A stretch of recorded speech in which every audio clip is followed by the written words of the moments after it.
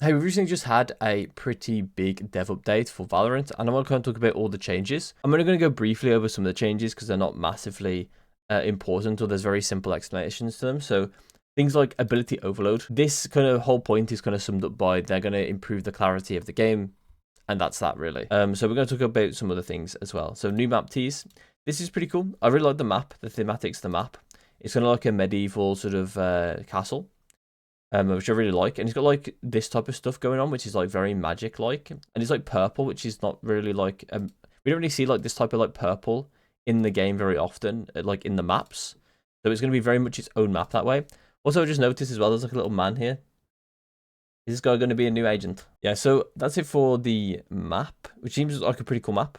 At least from like thematic wise, like obviously can't talk about any of the balance of the map or anything. This kind of looks like the like training map, like, do you know how like it was like B-side descent? It kind of looks like that a tiny bit, but I've just noticed there's a window here as well. Oh, that could be crazy. Maybe like, yeah, there's like a drop down into the site or something, or into mid maybe. Okay, and then we've got like the new map incentive, which is like basically what's happening here is you get RR as normal if you win on the map, but if you lose on the map, you lose 10. And the important part about this is that the map gets released instantly to the competitive pool, which in my opinion is so much better than what we've got now. Because I think that it's much better to just have the map in the competitive pool and instantly like learning it in a competitive environment. Because I think that a lot of people just learn it very shallowly when it's like just in the map pooling like casual modes. And they're not really super like try hard on the map, they're just kind of take it in the map.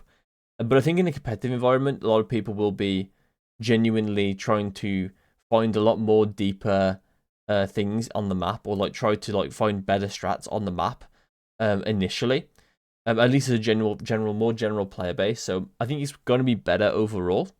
But we'll just see how it goes. This smurfing one as well is also one of the ones we can quickly gloss over. Essentially, the main thing they're going to add to it is going to be this. And this is going to be the most pressed button on the report page. I think that this button is going to be quite good in the way that it's going to take away maybe some people pressing the cheating button instead of like the rank matchmaking abuse one. But I imagine this button is going to be pressed a whole lot, and it's not going to be too useful anyway.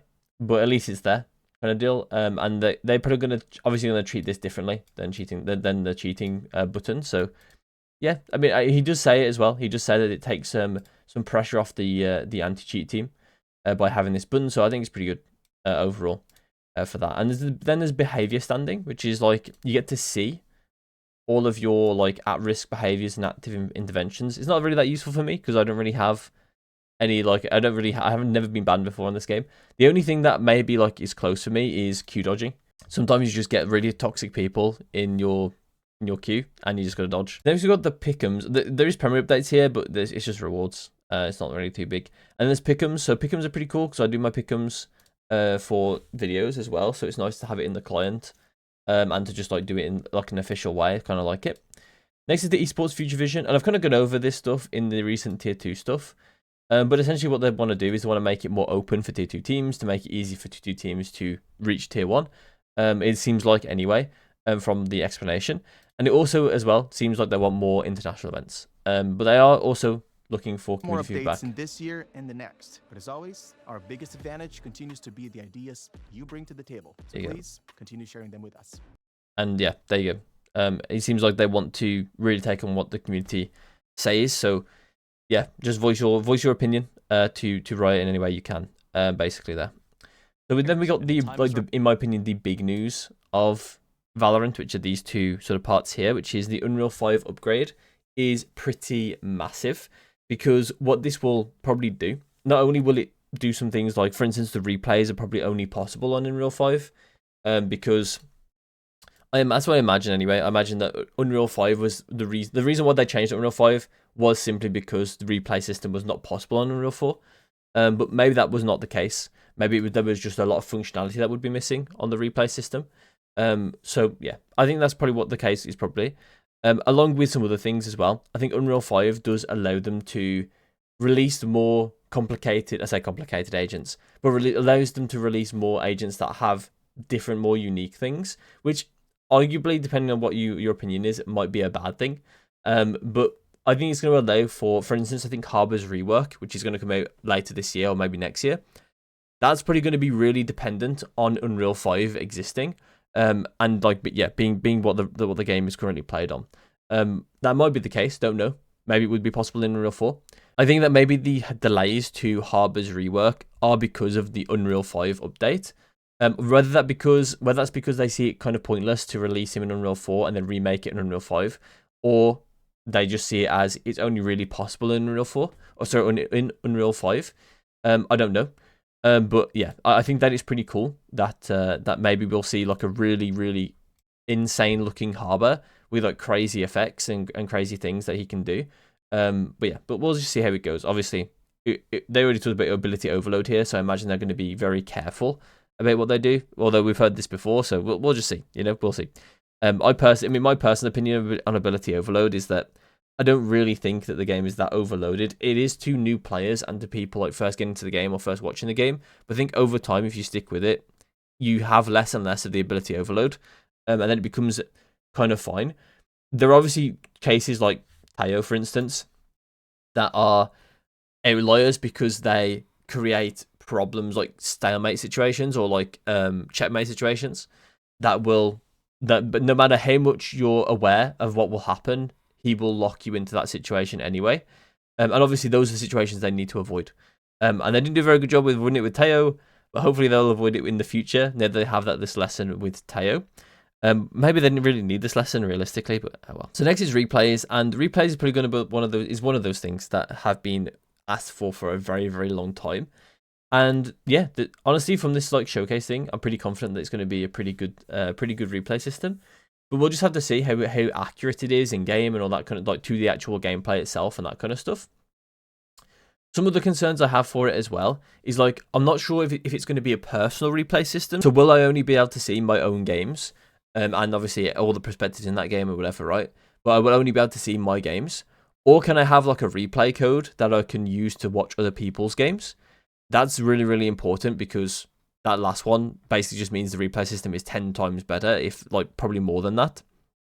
And one other concern I have, which is more of a content creator type concern, to be fair, which is, well, kind of half and half. So the pro games are played in the tournament realm, and also how usually they're on a previous version of the game, and usually that can create problems for replays. So I wonder if we're going to be able to, at least content creators, I might not qualify for that quite yet, but I imagine that they're going to have tournament realm content creator accounts that can view these replays of pro games potentially. Otherwise, I don't think they're going to be viewable because of the version mismatch for the replay. So we'll have to see how that pans out. I do think that it'd be kind of sad if there is that problem, which fortunately is a technological problem, which may not be necessarily that easily fixed, if fixable at all. So we'll just have to see if that is going to be a problem in the future. But I do hope that we can view professional games without too much hassle. And honestly, just the general player base can watch them as well, because I think it would be quite nice for the general player base to just be able to go into replays. Like, for instance, like asking, like, tell my students to go watch a replay of a pro game of like how this person clears this angle, etc., etc.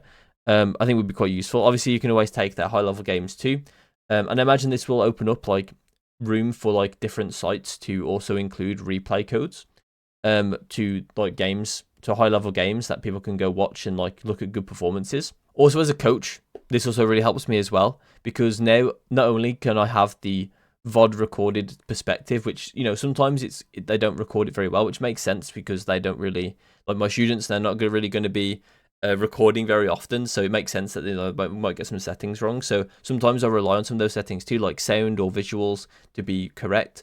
So I don't always give them the best like coaching due to the fact that I can't quite see or hear the things that I need to see or hear in some situations, but obviously it doesn't impact it too much.